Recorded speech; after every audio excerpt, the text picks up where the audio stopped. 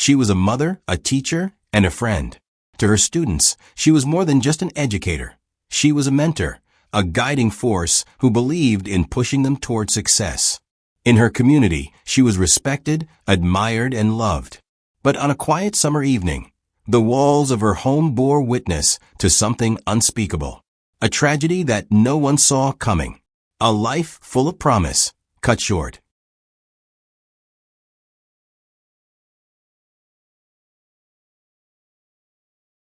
Joi Kimitra Brown was a woman who seemed to have it all together. At 45, she had built a life rooted in purpose and dedication. She was a health and physical education teacher at Courtroom High School in Hampton, Virginia, where she had worked since 2019. Teaching was more than just a job to her. It was a calling. She inspired her students, pushed them to achieve, and created a space where they felt valued.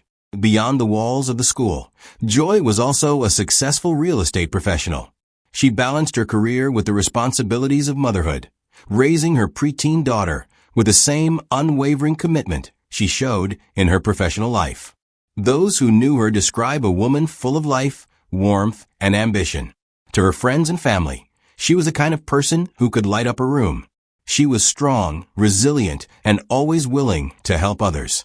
But in the midst of everything she had built, something was happening behind closed doors. Something that would ultimately lead to a devastating and irreversible moment. Sunday, June 25, 2023. It was a warm summer evening in Hampton, Virginia. The streets were quiet, the sky painted in the soft glow of a setting sun. But inside a home on Wendell Drive, something had gone terribly wrong. At exactly 7:44 p.m., a call came through to Hampton Police. The voice on the other end was urgent, frantic. A gunshot victim. The dispatcher took down the details, immediately alerting officers on duty. When law enforcement arrived at the scene, they found the front door ajar, the silence inside unnerving. As they stepped in, the air was thick with the scent of gunpowder, a chilling reminder of what had just taken place. Moving cautiously through the house, they reached the bedroom. And there they found her. Joi Kimitra Brown lay motionless, a single gunshot wound to her head. She was pronounced dead at the scene. In another part of the house, barely clinging to life, was a man, Calvin Lamont Jackson. He was found with life-threatening injuries, though the nature of his wounds was not immediately clear. Paramedics worked quickly, stabilizing him before rushing him to a local hospital. Police secured the scene, trying to piece together what had happened.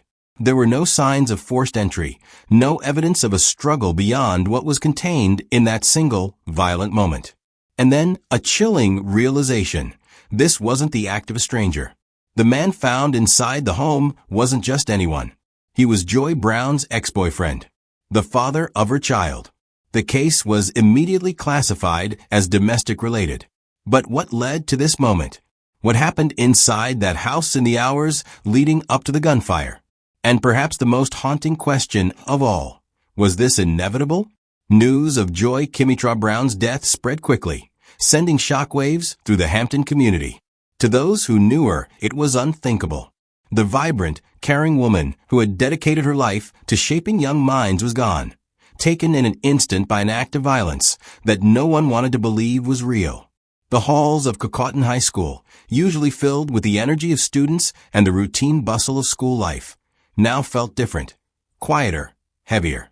Teachers walked through the corridors in stunned silence, exchanging looks of disbelief. Students, some too young to fully grasp the weight of the tragedy, whispered in hushed voices, their faces reflecting a mix of confusion and sorrow. Her colleagues struggled to process the loss. To them, Joi wasn't just another teacher. She was a force. She had a way of connecting with students, of making them feel seen and capable. Her passion for education was evident in everything she did, whether it was encouraging a struggling student to push past their limits or staying late after school to offer extra help. Parents who had seen the impact Joi had on their children also mourned. She had been more than a teacher. She had been a role model, a mentor. At school meetings and sports events, she had always been there, smiling, engaging, making a difference. Now, there was an empty seat where she should have been, a void that could never truly be filled. But perhaps the hardest hit of all was her closest circle, her friends, the people who had loved her like family. Tamika Dixon, one of Joi's closest confidants, could barely speak when reporters asked her to share her thoughts. Through tears, she recounted the countless conversations they had, the memories they had built over the years. But one statement stood out, a haunting reminder of the fear Joi had carried with her. She told me, "One of us is going to end up dead." Those words, once brushed off as frustration or an exaggeration, now echoed with a chilling truth. Joi had seen the danger. She had felt it creeping in. And yet, no one had been able to stop it. As days passed, the grief turned into something else, determination. Joi's friends and family refused to let her name fade into the background, to let her become just another statistic in a cycle of violence that had claimed too many lives before her. And so, the Justice for Joi movement was born.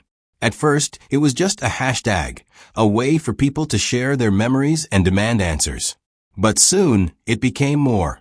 Vigils were held, where candles flickered in the night as loved ones spoke of the woman who had meant so much to so many. Community meetings were organized, where people discussed ways to address domestic violence, to prevent another tragedy like this from happening again.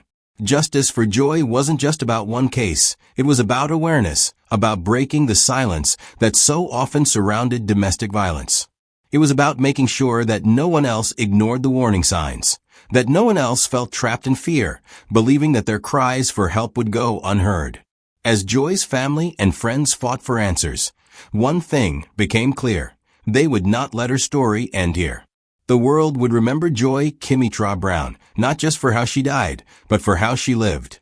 In the days following Joi Kimitra Brown's death, Hampton authorities worked relentlessly to uncover the full story of what had happened inside her home on Wendell Drive. The crime scene itself told a chilling story, but investigators needed more than just the physical evidence. They needed the truth. Detectives combed through the house, photographing every detail, collecting shell casings, and examining the trajectory of the bullet that ended Joi's life. The position of her body, the location of the firearm, and the blood spatter patterns. All of it would be crucial in piecing together the timeline of events. As forensic teams analyzed the scene, investigators turned their attention to those closest to Joi. They interviewed friends, family, and colleagues, searching for any signs of trouble that might have foreshadowed this tragedy. Then, they looked into Calvin Lamont Jackson.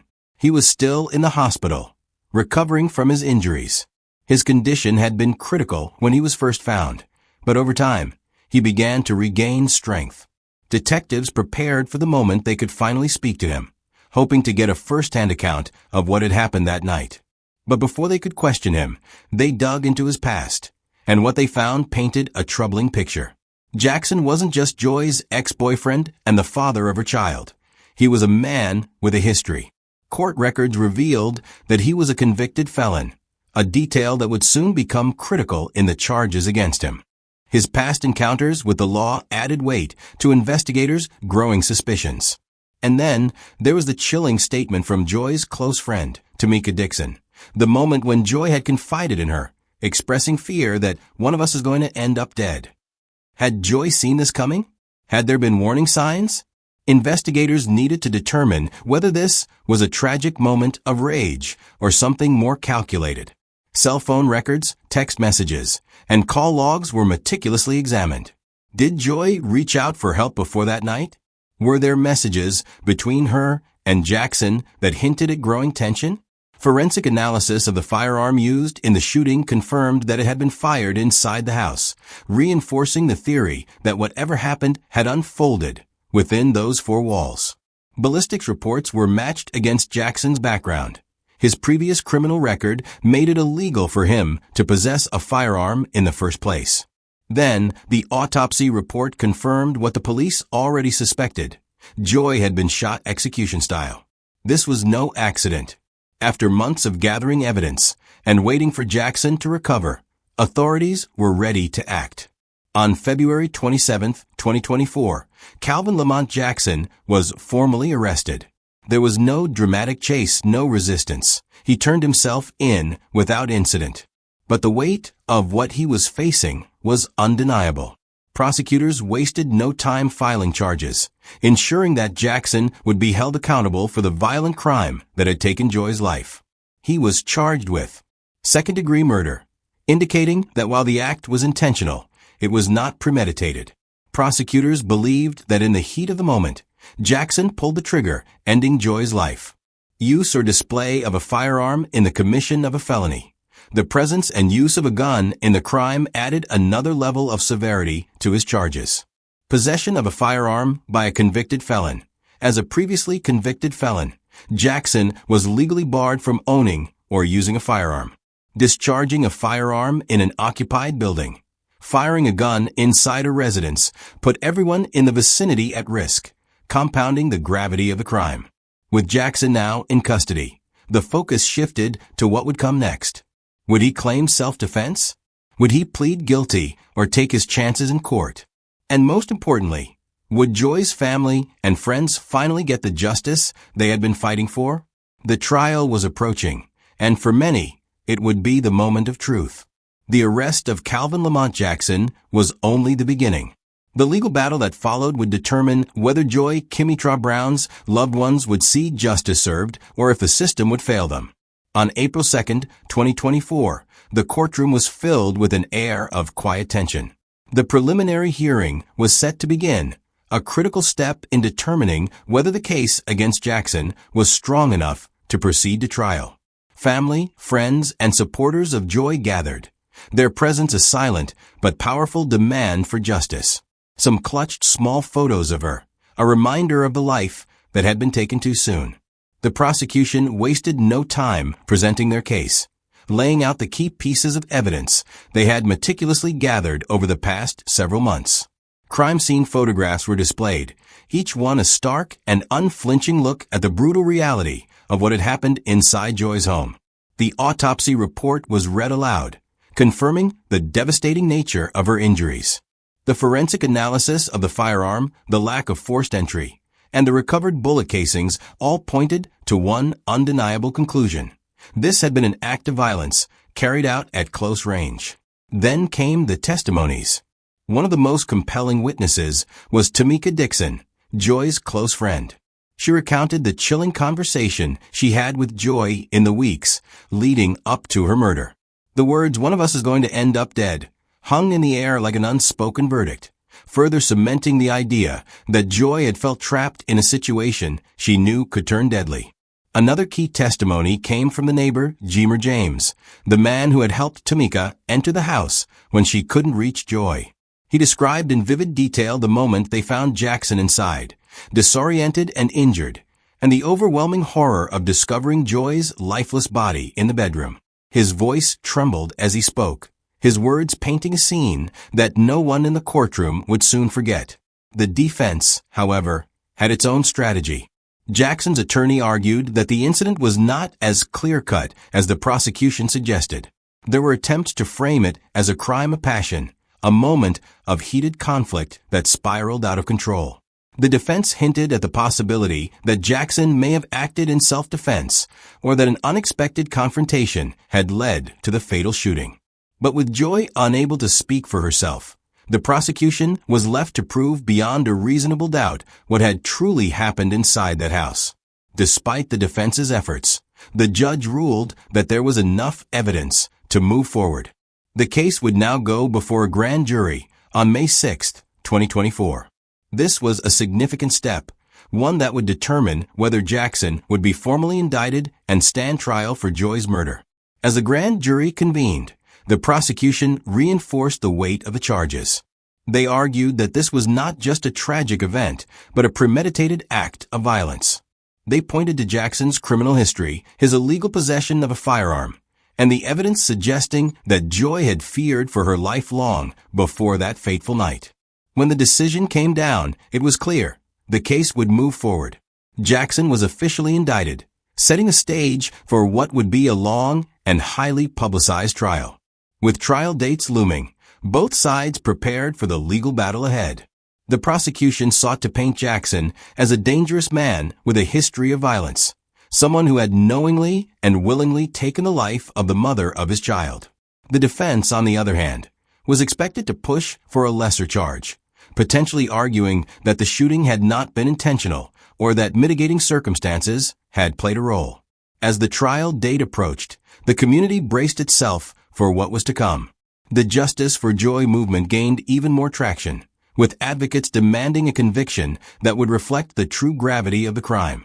For Joi's friends and family, there was no alternative. They wanted accountability, they wanted closure, and above all, they wanted justice. Would the court deliver that justice? Or would this be yet another case where the victim's voice was drowned out by legal maneuvering and loopholes? The trial would soon begin, and with it, the final battle for the truth. Domestic violence is a silent epidemic, affecting millions of individuals across the world. Joi Kimitra Brown's story is not an isolated incident. It is a tragic reflection of a much larger issue. According to national statistics, nearly 1 in 3 women experience some form of domestic abuse in their lifetime. In many cases, the warning signs are there long before the violence turns fatal. Experts identify several key indicators of an abusive relationship: controlling behavior, emotional manipulation, threats, and physical violence. Many victims, like Joi, express fear or concern for their safety, but leaving an abusive partner is never as simple as it seems. The cycle of abuse, tension, explosion, and reconciliation can trap victims in a dangerous pattern, making it difficult to break free. Resources exist for those in abusive relationships, including national hotlines, shelters, and legal aid programs. Organizations such as the National Domestic Violence Hotline offer 24/7 support, connecting victims to the help they need. However, the most powerful tool against domestic violence is awareness and community intervention. Friends, family members, and even coworkers play a crucial role in recognizing the signs and offering support before it is too late. Joi's death is a heartbreaking reminder that domestic violence can escalate to the unthinkable. Her story has sparked conversations and advocacy efforts, but it also leaves behind a haunting question. How many others are suffering in silence right now? In the wake of Joi Kimitra Brown's tragic death, her community refused to let her memory fade. At Cotton High School, where she had dedicated years to shaping young minds, a scholarship was established in her honor, helping students pursue education in fields she was passionate about. Local organizations also launched awareness campaigns, using Joi's story to highlight the dangers of domestic violence and encourage victims to seek help before it's too late. Vigils were held, drawing crowds of friends, students, and community members who shared stories of Joi's kindness, her dedication to teaching, and her unwavering love for her daughter. Tamika Dixon, still shaken by the loss, spoke about how Joi had always been the one to uplift others. Now, it was the community's turn to uplift her legacy. Though her life was taken too soon, the impact she left behind continues to inspire change. One voice, one story, one act of awareness at a time. Joi Kimitra Brown's story is a devastating reminder of how domestic violence can shatter lives in an instant. But it's also a call to action, one that demands awareness, support, and change. Her life and tragic death should not be forgotten. Instead, they should serve as a catalyst for conversations that can help prevent similar tragedies in the future. What do you think communities can do to better support victims of domestic violence? Should schools take a more active role in honoring educators like Joi and raising awareness about these issues? Share your thoughts in the comments below. If you or someone you know is in an abusive relationship, know that help is available. Many organizations provide resources, shelter, and legal support for those in need. Take the time to learn about domestic violence prevention efforts in your area. Your awareness, your voice, and your action could help save a life. Joi Kimitra Brown was more than a victim. She was a mother, an educator, and a beloved member of her community. Her tragic death shed light on the harsh realities of domestic violence, the importance of awareness, and the need for justice. From the shocking discovery of her murder to the legal battle that followed, This case serves as a painful but necessary reminder that no one should have to live in fear. As we reflect on Joi's story, let's remember the voices that are still unheard and the lives that can still be saved. Awareness and action can make a difference, and it starts with conversations like this. If this story resonated with you, don't forget to like this video, share it to spread awareness, and leave your thoughts in the comments below. If you're new to the channel, subscribe for more in-depth coverage of true crime stories that need to be told. Thank you for watching, and let's continue to shine a light on the stories that matter.